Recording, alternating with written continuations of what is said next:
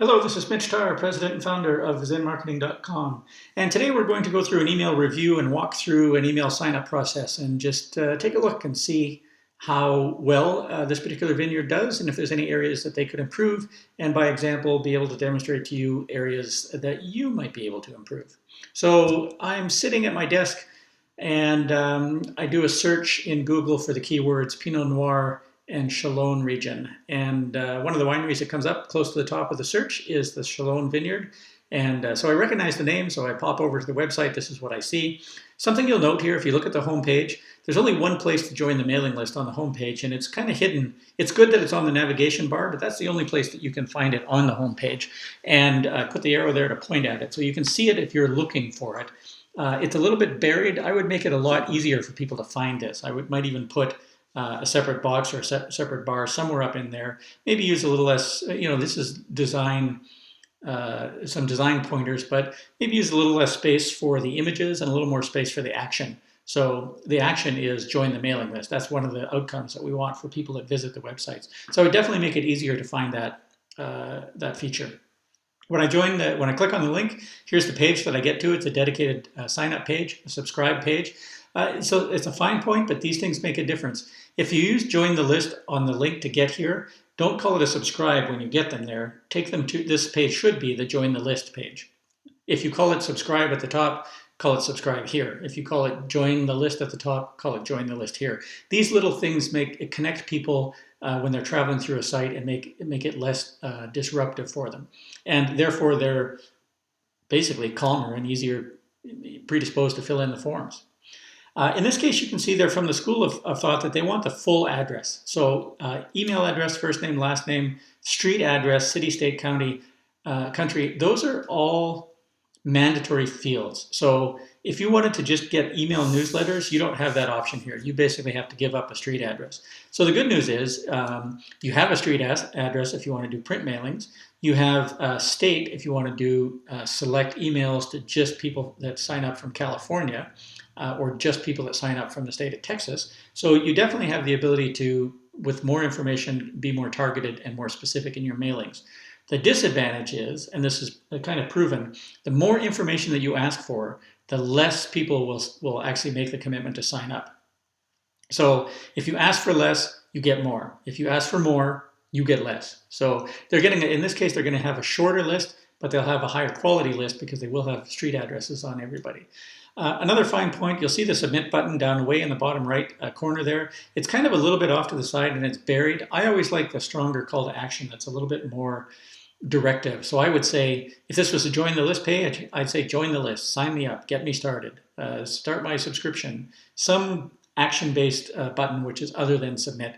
They're just more effective and you get better results from them. So I do the sign up and then where does it take me next? I come to this page, which is another dedicated page on the inside of the site. We call this the thank you page, basically thank you for signing up. And you can see here that they've called it subscribe success, but there's no copy on this page. It's just a big blank empty page. This is a real missed opportunity to start building a connection or a relationship. I might put a thank you very much type of letter here from the president, owner, CEO, winemaker, tasting room manager, somebody that, wine club things, somebody that connects people here. And in fact, if I was being a little bit more aggressive, I'd put up an offer to join the wine club, or I'd give them a coupon on their first order. I would do something that would motivate them to take another step. But I would definitely do something that would try to build a stronger relationship. So this is called the thank you page, something you can really do a lot with when you're setting up your opt-in process. Then I race over to my inbox and see what I get in the inbox. And this is the message that I get. It comes from orders@chalonvineyard.com. I don't like that impersonal thing. I like a personal message more than impersonal. And this one is not very personal other than it uses my name. So it's pulled the name from the fields that I submitted. It's used them in the message, but it's not really formatted very well. It doesn't show me good marketing principles. And it's definitely not very personal. So they've really missed an opportunity on the thank you page and on this welcome message. We call this the welcome message because that's where you have an opportunity again to say something to people, give them an opportunity, click them through someplace else, put them on your blog, introduce them to your winemaker, introduce them to your wine club, just tell a little story about what's going on and why you're so thrilled to have the subscriber join the list.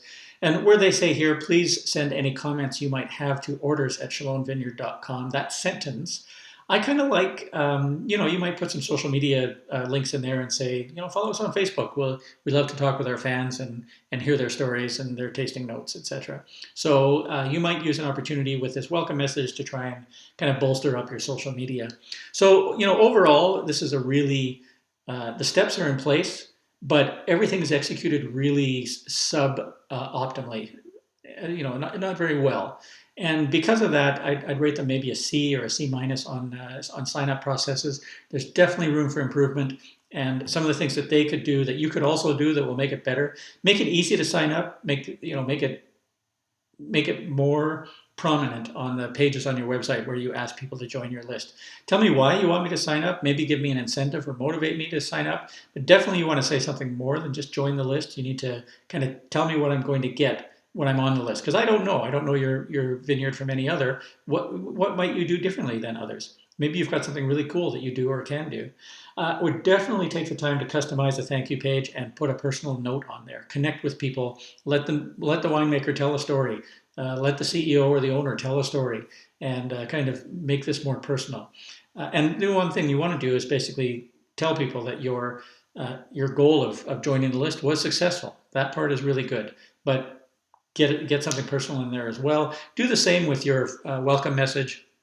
And this is really your first impression of what kind of winery you are, how you connect with people, how you present yourself, how personal you are. This is your chance for your first impression, and you can make it really personal and really warm at this stage, or you can make it really cold and impersonal, kind of why I gave this a C minus.